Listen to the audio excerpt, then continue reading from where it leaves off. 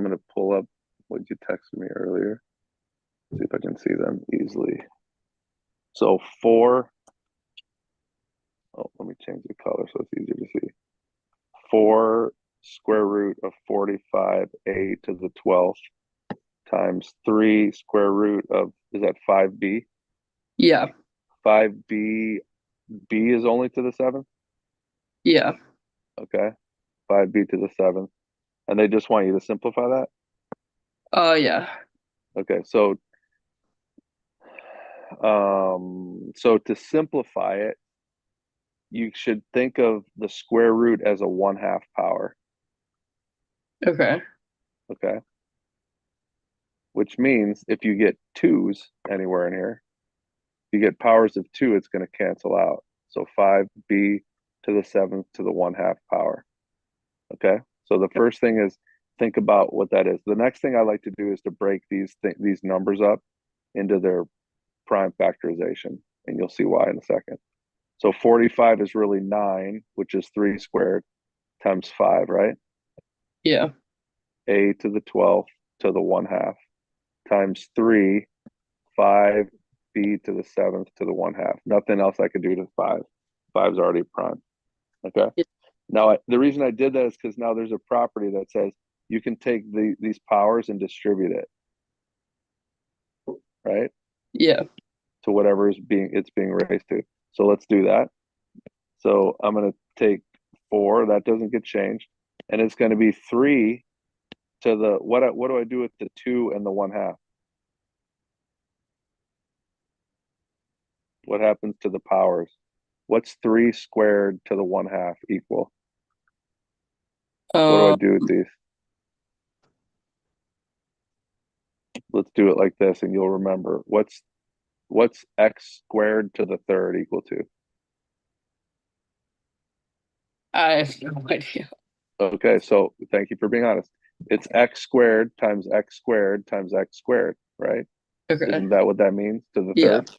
So how many x's do I have there? 3. No. X squared is x and x, x and x, x and x. How many Oh, x's do I have there? 6. 6. So what did you do to these two things? Multiply. Yeah, you multiplied them. So that's Okay. what we do here. What's 2 times 1/2? Um, 1. 1. So that's the reason that 9, the square root of 9 is 3. That's the reason. Yeah. The reason is because 9 is 3 squared, and the square root is a 1/2 power, and you multiply the exponents together, and that's why it turns into 3 to the 1, which is just 3. Okay. Did I say that too fast? No. Okay. So that's why I like to write it how I showed you up here. And then we're just going to go through and we're going to simplify. So multiplying this in here just gives me 3. Hmm. Does the 5 change? Does anything change with the 5, or is that still a 1/2 power? It's 1/2, right? It's still a 1/2 power. And what happens with the 12 and the 1/2? Um, Remember what I did? it's 6. Yeah, you multiply them, so it's a to the 6. There we Okay. go. I'm done with that. And now this one is 3 times 5 to the 1/2 power. Simplify that times b to the 7/2 power.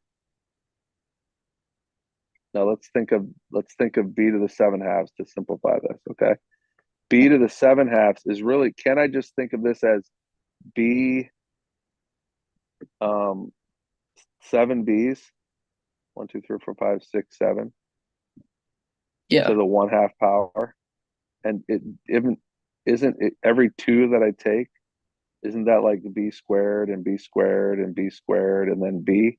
Yeah. You follow what I'm doing? Yeah. So couldn't I just take that and go, oh, okay. So that's just b times b times b times b to the 1/2. In other words, I've got b cubed, and then I have a square root of b, Okay. because that's what 1/2 power is. Yeah. Okay, I'm explaining that because I'm gonna do that next. I'm gonna simplify that. Sorry. So let's start simplifying things. Okay, let's pull these things out. Notice everything here is being multiplied, right? So I'm gonna Yeah. pull all these numbers all the things that I just circled are all just numbers. So 4 times 3 times 3, I won't even multiply them yet. Okay. Now this is just 5, this is just square root of 5 times a to the 6th. And then this is another, oh, wait a minute. This is another square root of 5. And then this is b cubed. I'm just going to leave it as b to the 7 halves for now. Okay, let's deal with that b later. What can I do with the 2 root 5s? Combine them. Yeah, I can combine them. Square root of 5 times the square root of 5 is the square root of 25, which is just 5. 5. So the 5 can come out as well. Again, I'm not multiplying them yet. And I have a to the 6th, and then I have b to the 7 halves. So now that I've taken care of all that stuff, I'm just going to be like, okay, let's go ahead and multiply all these things together. So that's 20 times 9. I'm thinking the easiest way to do it. 20 times 9 is 180, right? Yeah. Times a to the 6th times b. Now, this is where I don't know how your teacher wants it. You can write b to the 7 halves, or you can write what I showed you down here. You can write b cubed times the square root of b, maybe. I don't know. Do you know how your teacher wants you to write that? I think that way. I'm not sure, actually. I've seen it. I've seen different teachers want to do it different ways. Okay. But like 7 halves, actually, some teachers prefer it just to be left like this. Again, I don't know. I don't know what St. Francis does. Okay. Okay. Now, there's another way you could have done that. You could have at the very beginning. So a different way you could have done it at the very beginning. I'm going to do it a little bit faster this time. You could have noticed that these are both square roots, right? Yeah. So you could have just thrown all of those underneath. Keep the 4 and the 3 outside, which is 12, and then throw all of those underneath. 45. Look at what I'm going to do. I'm going to break it up into 3 times 3 times 5, but then I have another 5 here, and then I have a to the 12th, and then I have b to the 7th. You could have done it like that. Thrown everything that's being square rooted underneath the same square root. And then you could have said, oh, wait, that's just 9, and the square root of 9 is just 3. That's just 25, and the square root of 25 is just 5. And then there's the square root of 8 to the 12th, and the square root of b to the 7th, which we'll take care of in a second. And then do the same thing with those numbers out front, and you'll get 180 again. Assuming I did that right the first time. 12 times 5 is 50, 60 times 3, yeah, it's 180. And then you can now take this and say, what's this? What's a to the 12th to the 1/2? That's a to the 6th. And then that's just b to the 7 halves, which you could either leave as 7 halves or simplify the other way. So that actually would have been a little bit quicker. But I wanted to kind of teach you some of those things. That's why I did the other way. Okay. Okay. But that probably would have been easier just to combine them at the beginning, because then you would have seen right away, oh yeah, there's 5. So when I'm doing radicals, I like to simplify them into prime factorization whenever I have a chance. Okay. Your next one was 9 over root 48. So again, what's root 48? Well, break up root 48. 48 is 2 times 24. 24 is 2 times 12. 12 is 2 times 6. 6 is 2 times 3. See how I'm breaking up into its primes? Yeah.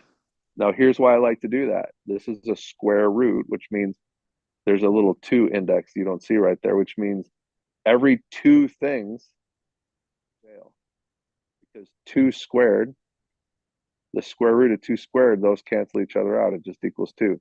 If I had the square root of 3 squared, the square root and the 2 cancel each other out. Because remember, the square root is a 1/2 power, right? Yeah. You follow what I'm saying? Yeah. And so that just equals 3. If I had the square root of 5 squared, it would just be 5, because they cancel each other out. So what I like to do is break it into its primes, and then I just circle my pairs, and those break jail. So 2 2s break jail, So that's 4 that comes out, and a 3 stays on the inside.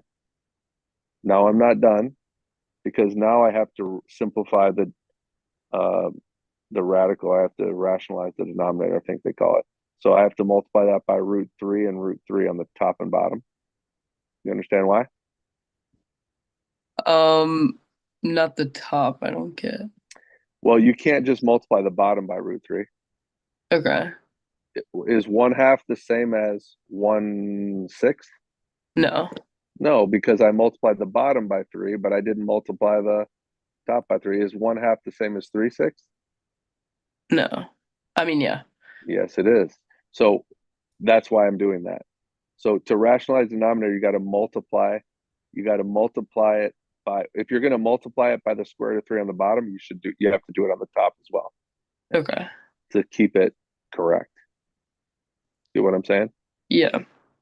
Like that example. So this would be 9 square roots of 3 on the top, and on the bottom, what happens when I multiply a square root of 3 and a square root of 3 together? It's square root 9. Which is 3, Yeah. right? So Hmm. 3 times 4 is 12. Actually, no, let's just leave it as 4 times 3. Why would I leave it like that? Because now what can you cancel from the top? What's 9? 9 is 3 times 3, right? Hmm. And what's 3 divided by 3? 1. Well, 1. So it's gone. So what does this simplify to? 3 root 3 over 4. Okay. Good. Yeah. Okay, your next one was the square root of 49a to the 4th b to the 12th. Let's do that same thing I was just teaching you, right? Square root of 49, the square root means the 1/2 power. So this is 7 squared to the 1/2 power. This is a to the 4th to the 1/2 power. This is b to the 12th to the 1/2 power, right? Hmm. That cancels, you get 7. These multiply together, you get a squared. These multiply together, you get b to the 6th. Make sense? Okay. All right. Does that make sense? I know I'm going fast, but we're running out of time. Yeah. So how about this one? What can I do with this? Again, break it down. Break it down. 12 is what? 2 times 2 times 3? Yeah. X to the 20th y. So what comes out? Uh, 2. A 2 breaks jail. What stays in? The A 3. 3 and a y. And Yeah. what else comes out here? What's 20? What's x to the 20th to the 1/2 power? X to the 10th. Yep, it's x to the 10th. So there's your answer. Okay. And another way you could have thought of that is how many pairs of x's do I have here? I got 10 pairs, right? Yeah. So 10 of them break jail. Got it?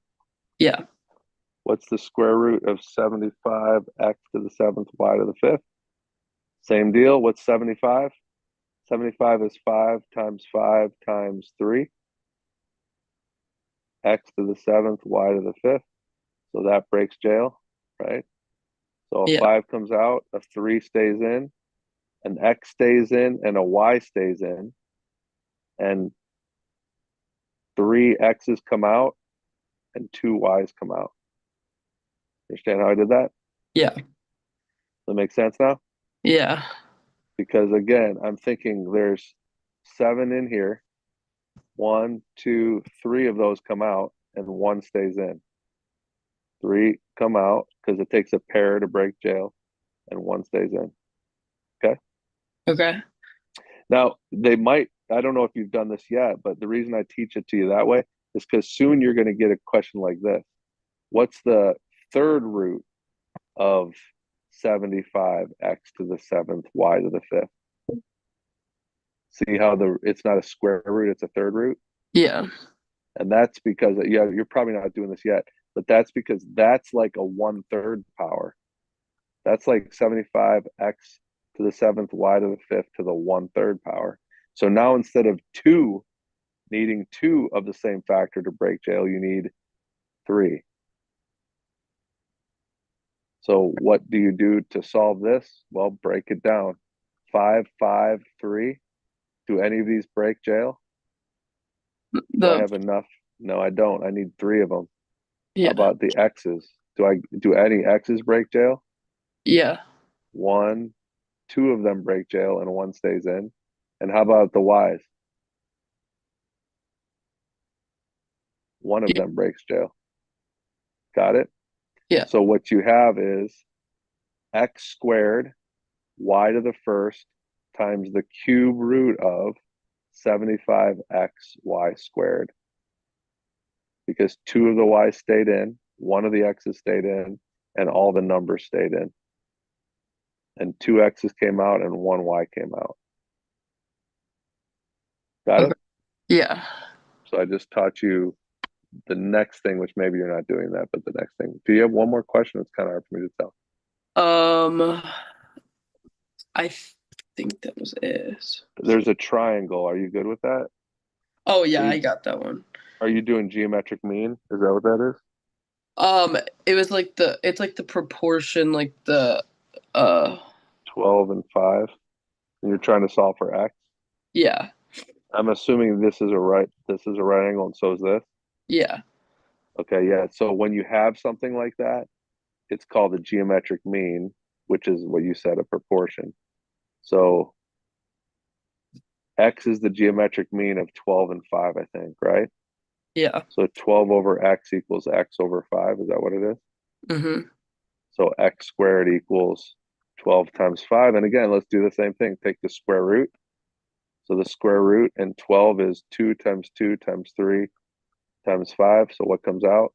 A 2. And what stays in? 15. There's your answer. Okay. Good? Yeah. I know I said it kind of quick, but did that answer all your questions? Yeah, that's good. Okay.